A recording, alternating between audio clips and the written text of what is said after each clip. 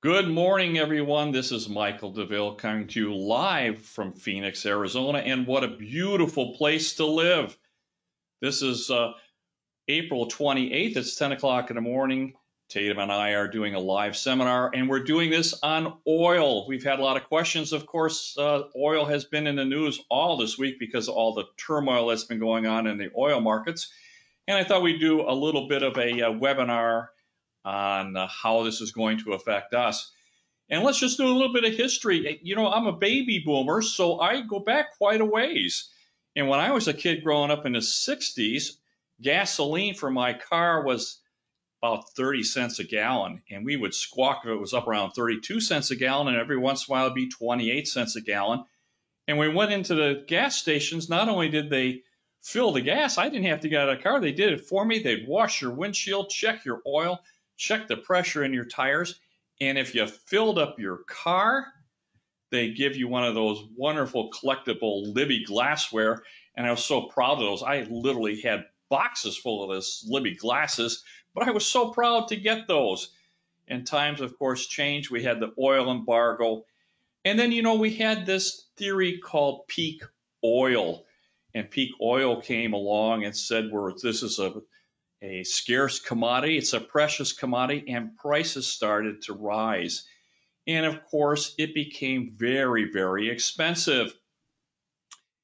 And we got up around $100, $150. And quite honestly, right around 2008, when we in Phoenix are just having this terrible time with our real estate cycle, of course, is ending in 2006, 7, 8, 9, and 10. We understand that this is a pretty terrible time. Not so much in the oil patch. 2008, oil was $150 a barrel, and I'm going to tell you, it was a boom. Anyone that was producing oil was making a literal fortune. So oil was costing about $50, and there was a scarcity. The only problem with the scarcity is they kept finding oil. Russia found oil everywhere. Azerbaijan and all the Turkestans, they found oil all across Russia. And then on the North Slope in Alaska, they found billions and billions of oil reserves. And yet it was a scarce commodity and the prices kept going up. Well, you know what happens with prices going up? You get good jobs, you get growth. Everybody wants to invest in an oil company. Everybody wants to lend them money, and huge profits were to be made. But we all know what happens when there's lots of profits to be made. People start to get competition. And of course, we started producing more and more oil because this scarce commodity, we started finding we got oil absolutely everywhere. There's oil all across Texas, Oklahoma, North Dakota, all through the Bakken Reserve, Pennsylvania, up through Canada. We found oil everywhere, oil. And so this peak oil theory started to fall apart because obviously there was oil everywhere. However, we were using this oil and oil kept growing, but we kept producing it. It was $50 a barrel is what it cost to produce oil in the United States, is about their break even, $50 a barrel. And for years and years and years, it was running between $70 and $110 a barrel. But as you can see on this chart, right here, we ran into a recession right around 2024, 2015. The business cycle started to slow down. We got a pretty strong correction, and the price of oil plummeted. Right down here, it got down to $26.21 in 2016. Well, keep in mind it's $50 to break even. These companies were losing money. What do you do when you've got too many workers and not enough dollars to pay them? You start firing the workers. So in 2016, over 200,000 oil workers were fired. Now, at that time, we were producing about 8.5 million barrels per day here in the United States. And you can see by the graph, we started, again, the price of oil came up.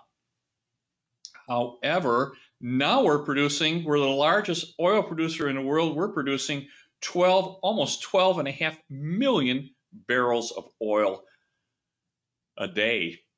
And of course, now, as you know what's going on in the marketplaces, we're actually losing money. So what do you do when the price of oil starts to come down? And say you're an oil company and you have a $50 million a month that you have to make. Well, when oil's at $50 a barrel and you get uh, you can make 1,000,000 barrels. Well, then it's $50 million times $50 times 1,000,000 barrels. You get $50 million. But what happens if that oil drops down to $25? You still have a $50 million nut that has to be paid. So you have to produce 2 million barrels of oil to just to break even. And of course, that happens with everybody. As the price of oil goes down, you start pumping more because you need that income to come in to pay your bills. Because the oil patch, that's where all the bond money was spent. That's where all the stock was. Everybody was throwing money at these guys. And of course, they're high yield bonds because they were fairly risky. They were out there wildcatting and doing things that aren't necessarily a sure thing. So they paid a higher interest, and everybody loved to get some yield in a very, very low interest yield. But of course, the price of oil kept dropping, and we kept producing more and more, which brings us back to Saudi Arabia. Saudi Arabia says we're going to go ahead and break the shale producers in the United States and pump more oil. But let's think this through. In Saudi Arabia, the only revenue they get is from oil. They need about $75 a barrel in order to pay all the kingdom's expenses. And of course, if oil is less than $75 a barrel, they've got to produce more and more oil to pay their bills, which drives down the price of oil, and it becomes a negative feed loop. So this is what's happening. Storage for all this oil is just about gone. So everywhere around the world, we're filling up with oil. We have tankers off Singapore just loaded with oil, and there's no place to put it. And the demand for oil is 10 million barrels less than what we're producing. So we have a classic case of overcapacity. So when you start thinking about the oil cycle, we're getting to the classic end of their cycle with overcapacity. And what happens to all the oil producers? They start running into trouble. Now, 2 weeks ago, we saw the classic case that you could buy oil below cost. So we had a bunch of oil investors jump in, and retail investors actually, they jumped into ETFs saying, my, we can buy oil below cost. What a great deal that is. We're going to buy oil below what they can make it. It's just a great thing. Except if you recall, there's no place to store it, and they actually had to take delivery of it. And what is the price of something when nobody wants it? Nobody wanted that oil, and these oil investors that were doing futures, futures are strictly just a financial structure in order to facilitate the producer to end user. This is kind of a financial transaction. Normally you don't take delivery, and of course they had to take delivery. And again, what's the price of something that nobody wants?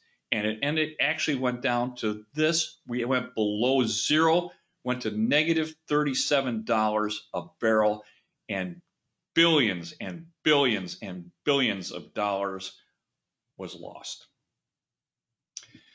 So in the oil patch, we've had all these huge companies that just paid very, very well. Occidental Petroleum is now in $47 billion in debt. They're laying people off, of course. We've had Whiting. Whiting was actually valued around $15 billion in 2011, and they just went into bankruptcy. And this is really interesting, is that when they went into bankruptcy, the value of the company was about $35 million. And just a tremendous loss. They have all kinds of bonds. And of course, this is called deflation. You're having a deflationary event in Texas when all the bonds are certainly at risk and you have default in them. And we just saw that Halliburton just laid 3,500 people. Now, these were really, really good jobs. These are skilled labor jobs. And of course, they're losing their jobs. And we're talking about the fact, right, that energy research just came out and said that oil workers around the world, about 1 million of them are going to lose their jobs, and a vast majority of them are in the shale industry. So all through Texas, Oklahoma, North Dakota, and of course into Canada, oil workers are going to start losing their jobs. Now, this is the second time that they're losing their jobs in a mass layoff in less than 4 years. So what exactly does that mean for Arizona? What does that mean for us? So this is a lesson for us to learn. Here these folks are in Texas, and we've got the failed state of California to our west, and people are leaving California in droves. Now they have to make a decision. Am I going to go to Arizona or am I going to go to Texas? Those are the two popular destinations. Well, now that Texas is starting to struggle a little bit, now you have to remember that the oil patch gives about 16 or 17 billion dollars in tax revenue to Texas. So that's why their taxes are very, very affordable there, is because the oil industry is giving them a pretty good financial boost. So here you are in Orange County or in San Diego, and you're saying, you know, I think I'm going to change my life and I'm going to move east. Well, directly east, of course, is Arizona.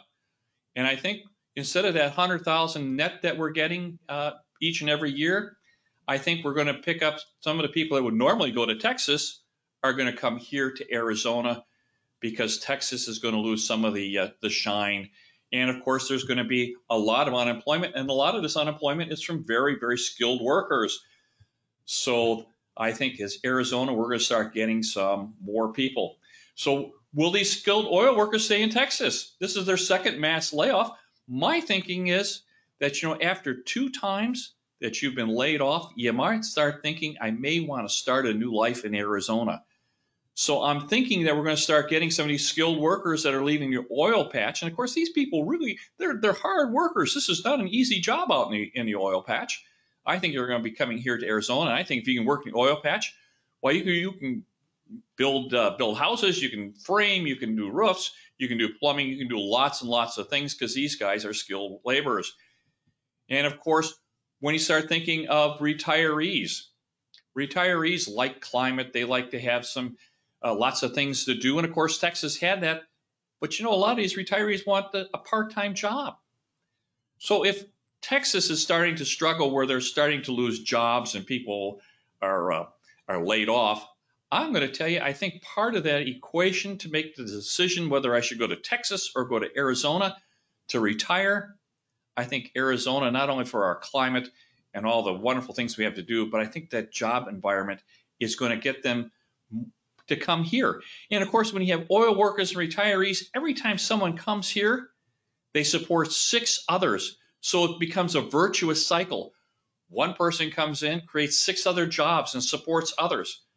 That's a negative loop in Texas. And I'm not sure how many years is it going to take for oil to recover. So keep in mind that real estate markets are regional.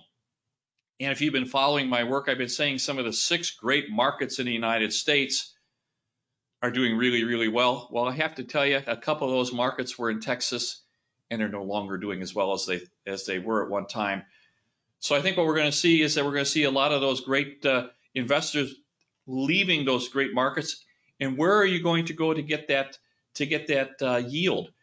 Again, you're going to come to the #1 market in the United States, and that's going to be Arizona. And of course, the epicenter of that, the journey to the center of the boom, is going to be Maricopa County, and that's where we're going to do really well. We're going to start seeing oil workers, service workers, support workers, all going to be migrating here to Arizona. So I think what we need to do is start preparing for the onslaught. I think you're going to get a lot of U-Hauls going west from Texas coming here. And of course, we've got all those people coming out of California going east and are coming here to Arizona. And I think they're going to impact our marketplace significantly. I think that we're going to do incredibly well. If you remember my cycle work from we talked about last week, we talked about the fact that we should start recovering sometime this year and recovering pretty significantly. As soon as the recovery, I think what you're going to see is once people are able to, they're going to start voting with their feet, and they're going to go to where they think life is better. So what does that mean for us? That means that these homes that are under $325,000 that are incredibly affordable with interest rates where they're at, you can look at a home for $300,000. You're going to be looking at a payment $1,400 to $1,600, $1,700. Certainly can rent that. You know, our investors are going to get a very, very nice cash flow. It's going to beat the Bengen rule. You're going to want at least a 3-bedroom, 2-bath, single-family home with a 2-car garage. I'm going to tell you that land is going to become very, very precious in Maricopa County, and you're going to want to get a backyard. So we want to get a home on a nice-sized lot where the kids can throw a ball, they can ride their bicycles, they can have a swing set in the backyard. And I'm going to tell you right now, rents are going to go up. So what does this mean for you? Let's think of you as being an oil worker. You've had a very, very good job. You've made very, very good money. You made bank. You've had just incredible income coming in. And this is the second time where you've had a mass layoff. So here you are. You have income coming in, but then for no reason of your own, it gets turned down. So please take this as a lesson. Don't allow your future to be in someone else's hands. We want you to take control of your destiny. We want you to build yourself a nice income portfolio for yourself that you control. No one else controls.